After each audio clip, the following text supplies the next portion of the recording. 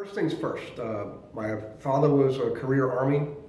He retired as a colonel and stayed on with the government in senior executive services. They kind of managed the civil servant division or levels of the government employees, and eventually retired from that and still worked for the government as an independent contractor, traveling the world, lecturing people all over the place.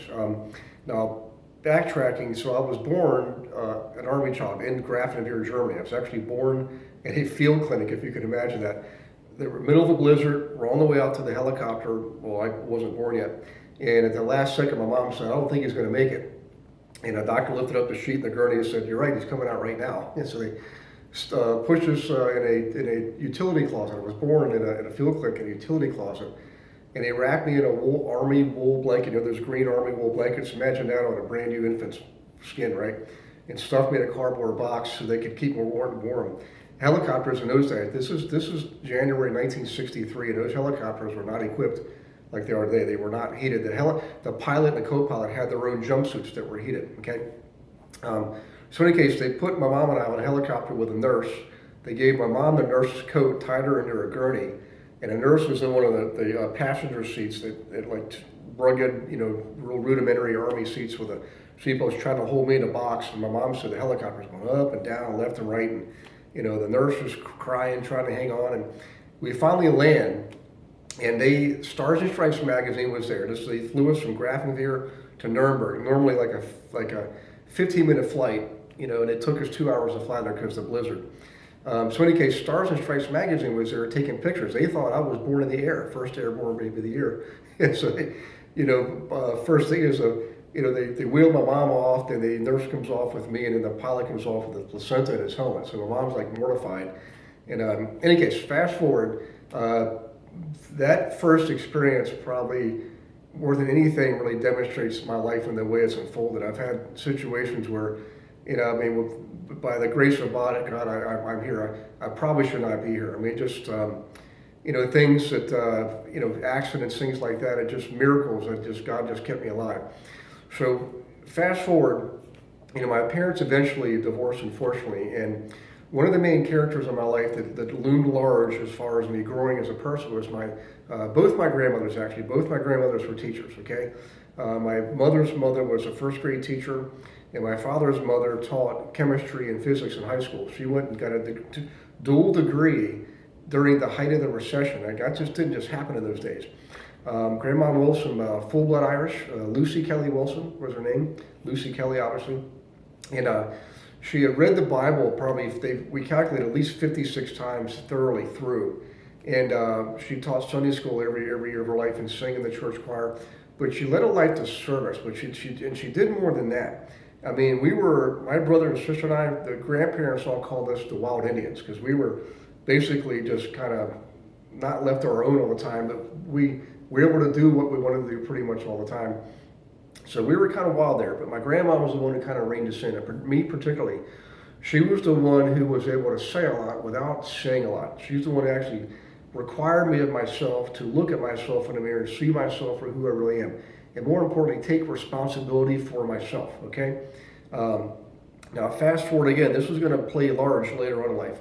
Went through college, got out of college, got married, started investing, was building a business career in banking, which I did not like. I learned early on, guys, I was not born to be sitting behind a desk Monday through Friday, 9 to 5, okay? I had to get out of there. I felt like I was dying spiritually, and I did. I finally left in 2003. Right below the age of 40, I was able to retire because I had enough investments at the time. And quite frankly, I felt guilty about it, all right? I couldn't figure out how was what I'm doing worthy and valuable. I wasn't feeling fulfilled. And one day I was approached by a gentleman named Austin DeSimone from St. Vincent de Paul Society, who knew I was an investor. He said, "Would you buy this duplex? The church I go to inherited this. One of the parishioners had passed away and bequeathed this duplex to the church. The church started using it to sponsor families from Bosnia. We were getting a lot of families from Bosnia in the late 90s. And I said, sure, I'll buy the property after some due diligence.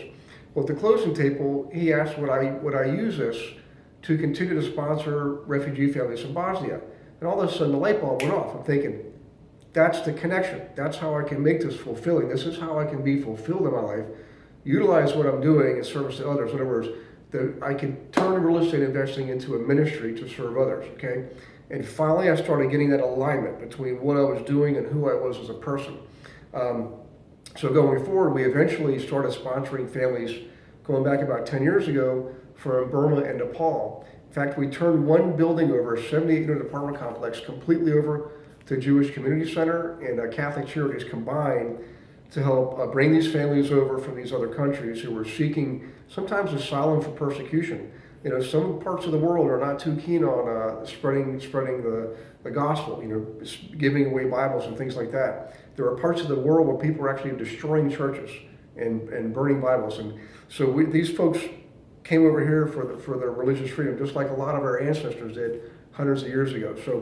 So now what I've done, kind of the fast forward here, is I had enough properties. I built brokerage company, built a title business, property management, appraisal business, and it allowed me to basically retire, basically go from trading time for money to trading money for time. So now I live life in pursuit of my relationships with my loved ones and these wonderful experiences that God gives us to experience.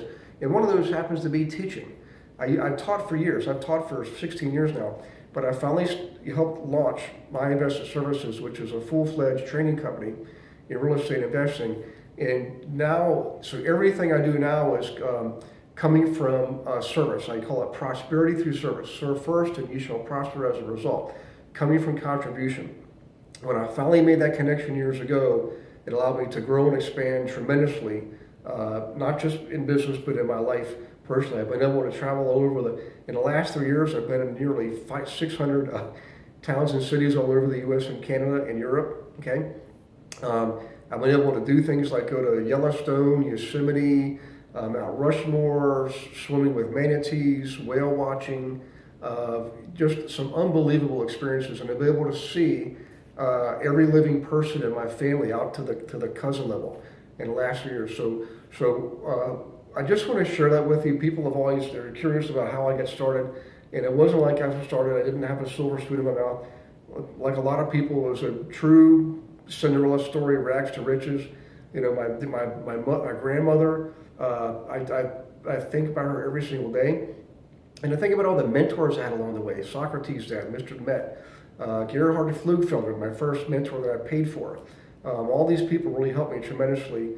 And even I've learned from everybody, my brothers, my sisters, and now as of late, I've married to Peggy, my dear, beautiful, sweet wife in Canada. And she's taught me a lot too about being my highest and best self. So I want to share that with you and encourage you and inspire you to don't live in fear, don't live in doubt. You know, don't play the game not to lose, guys. Play the game to win. Successful people play to win. Okay, you put yourself out there.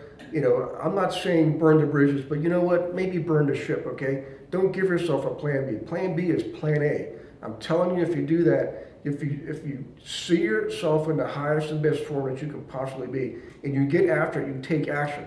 The one thing I want to leave you with finally is this: is you have got to take action. I can teach you everything under the sun when it comes to making money in real estate, but you've got to meet me halfway. You've got to take action, no matter what that is. So take action, and I'll see you in the circle of success on your path of prosperity.